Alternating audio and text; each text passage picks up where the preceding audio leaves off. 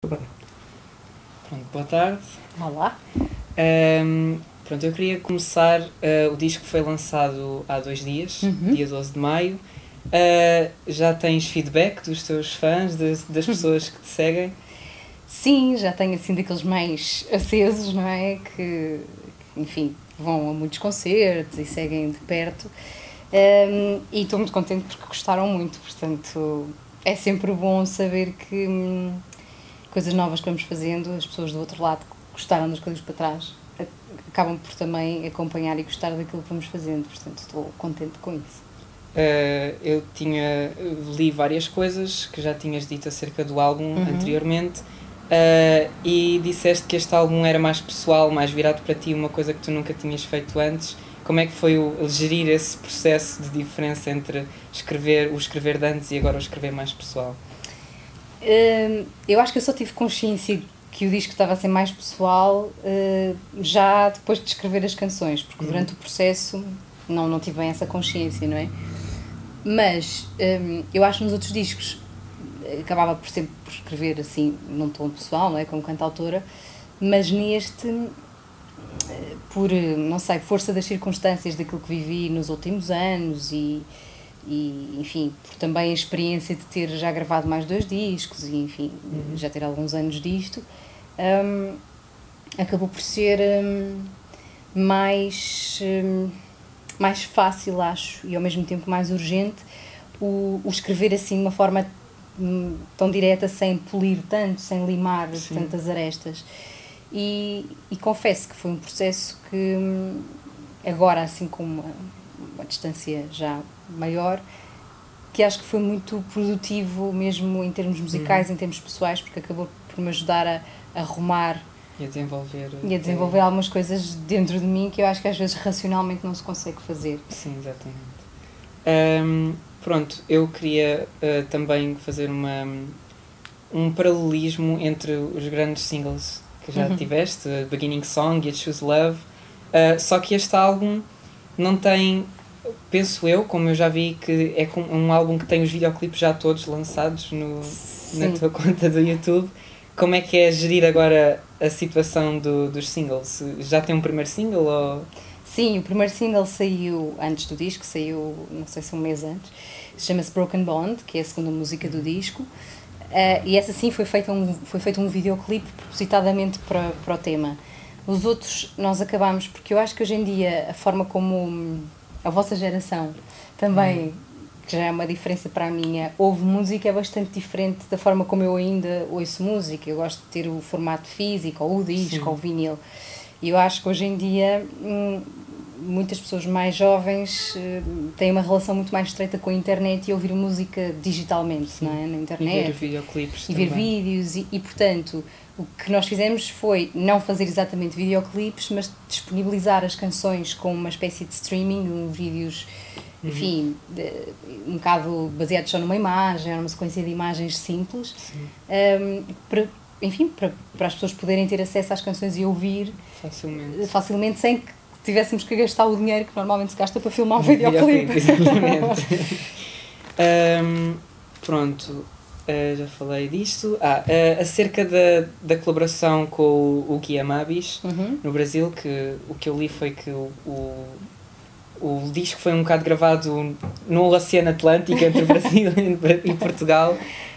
Em que maneira é que gravar no Brasil e em Portugal influenciou a música que se calhar tinhas feito de uma maneira diferente em Portugal? Isso é assim ou seria igual da mesma maneira? Nunca vamos saber, não é? Mas de qualquer das formas, eu acho que eu nunca tinha trabalhado assim, nunca tinha trabalhado com um produtor assim, que não conhecesse, não é? Foi a primeira vez e foi propositado, eu quis passar por esse processo, queria sair da minha zona de conforto e de facto o Gui estava no Brasil, em São Paulo, e é uma distância imensa.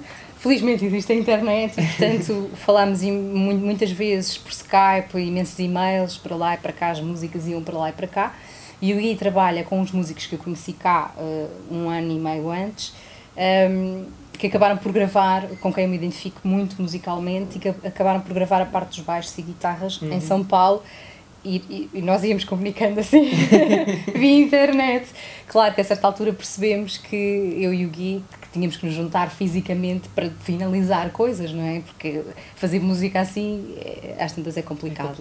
E portanto o Gui depois em novembro passado veio para cá um mês e então aí, frente a frente, trabalhámos assim, mexemos na coisa mesmo, os dois, assim, presencialmente e enfim, trabalhámos com alguns músicos de cá e portanto acabámos por não finalizar o disco assim neste limbo do Oceano Atlântico, mas aqui em Portugal. Outra coisa também acerca deste tema, no Brasil tem havido uma geração indie. Isso influenciou-te, os cantautores, os cantores indie que agora estão a aparecer no Brasil e a ser internacionalizados também? Eu acho que esse surgir destes cantautores, e sobretudo são de São Paulo, chamou-me a atenção. Já me tinha chamado antes até de conhecer o Gui ou de ter contacto com o trabalho do Gui. E o Gui pertence a esse grupo de cantautores indie, não é? E deu-me a conhecer alguns nomes pelos quais eu me apaixonei pelo trabalho e percebi que havia ali de facto um fervilhar de uma nova música, de gente nova da minha geração a fazer música de uma forma diferente que não o samba ou enfim, aqueles modelos habitual a que estamos habituados, portanto a usar aquela vertente brasileira do cantautor de uma forma um pouco não tão fechada no universo brasileiro, mas um pouco mais europeu. E isso chamou-me muita atenção e foi através desse núcleo de pessoas e de músicos que acabei por tomar atenção e chegar ao trabalho do Gui. Uma dessas pessoas é a Céu, e foi através da Céu, que é uma cantautora brasileira, com quem o Gui tinha trabalhado e produzido os discos, que eu cheguei ao trabalho do Gui. Portanto, é curioso como e eu acho que isso também se passa um pouco em Portugal, é de facto uma nova geração, muita gente a compor, cantautores e boa, não é? Uma geração muito válida a fazer música e está a passar-se o mesmo no Brasil, lá. Exatamente. Pronto, então na corrente disso, a colaboração com o Afonso Cabral, o Noiserve e o Salvador Menezes no teu álbum, como é que aconteceu essa junção com os membros dos You Can't Win Charlie Brown? Bom, então, eles pertencem também a essa geração portuguesa, eu acho. O que aconteceu foi que o David Noiserve convidou-me para fazer umas vozes no último disco dele e a propósito disso, depois no concerto de apresentação fomos cantar ao vivo e o Afonso e o Salvador foram cantar e eu aí, apesar de conhecer já a banda e tive contacto com eles diretamente e com as vozes deles e fiquei impressionada quando os ouvi cantar ali e portanto quando estava a certa altura já meio de processo de fazer o disco que sabia que queria umas vozes masculinas e foram as primeiras pessoas em quem eu pensei, porque já funcionam em conjunto, as vozes funcionam em conjunto, conhecem-se e têm timbres muito diferentes e que casam muito bem uns com os outros e portanto fiquei muito contente de eles terem a generosidade de aceitar. E ficou muito bem. Além disso, também já trabalhaste em outros projetos além de música para ti e para outros, estou a falar de bandas sonoras. Há algum projeto que não sei se podes revelar? Sim, eu acho que continuarei no caminho das bandas sonoras se Deus quiser, que é uma coisa que eu adoro fazer. Em princípio, eu e o Paulo Furtado, com quem trabalhei noutras bandas sonoras, iremos fazer a nova música do novo filme do Rodrigo Areias, que foi o realizador de Estrada de Palha, e também de uma curta de animação, em princípio, que vai acontecer. Depois tenho outros projetos mais ligados ao lado infantil da música, com parcerias com atrizes, em que eu experimento mais a música ao nível sensorial, porque é para bebés e, portanto, a palavra não é o que importa, é mais mesmo os sons. Isso também é um trabalho que eu adoro muito fazer. gratificante. Pronto, tens concertos marcados para 15 e 16 de maio, da apresentação do novo álbum. Já há mais datas? Vais fazer uma tour primeiro pelo país? Eu espero que sim. Está um bocado grave, não é? Com a crise, mas espero que haja oportunidade de levar estas canções e levar o disco assim a muitas terrinhas do nosso Portugal. E sim, tenho estes concertos agora de apresentação e julgo que a seguir tenho em Faf, dia 7 de junho, assim, o primeiro concerto de verão, espero eu. Já. E E para o estrangeiro, que também és uma artista muito do estrangeiro, como cantas em inglês, acho que também há aquela abertura para cantar noutros países. Também há projeção para este álbum para o estrangeiro? Estamos a trabalhar nesse sentido, ainda não há assim datas em concreto nem nada em termos de edições, mas acredito que, como aconteceu nos outros, eu acho que irá acontecer neste e espero que cresça, não é? O número de países por onde passar. Exatamente. Eu acho que cantar no South by Southwest já é bastante impressionante. Pronto. Para acabar, queria